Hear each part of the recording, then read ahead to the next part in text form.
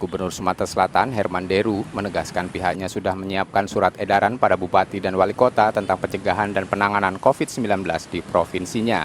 Deru menerangkan dalam edaran tersebut pemerintah kabupaten dan kota diminta memperhatikan beberapa hal, seperti memperkuat tracing, testing, dan treatment atau 3T. Kemudian Pemda juga diminta untuk mempercepat capaian vaksinasi dosis lengkap minimal 70%. Pemerintah provinsi juga mengimbau masyarakat untuk disiplin menerapkan protokol kesehatan, terutama dalam kegiatan yang melibatkan orang banyak. Konsisten baik gitu, ke vaksin. Inilah kunjuk stimulan. Pokoknya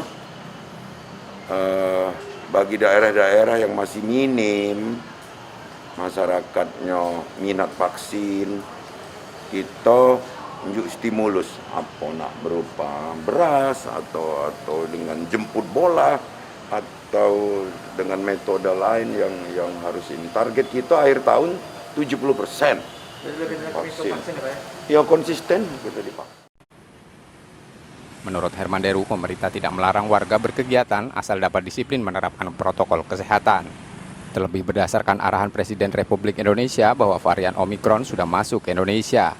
Deru memaparkan sebetulnya kasus harian di Sumatera Selatan telah mengalami penurunan yang signifikan, sedangkan kasus baru COVID-19 di beberapa negara meningkat. Purwantoro, Kompas TV Palembang, Sumatera Selatan.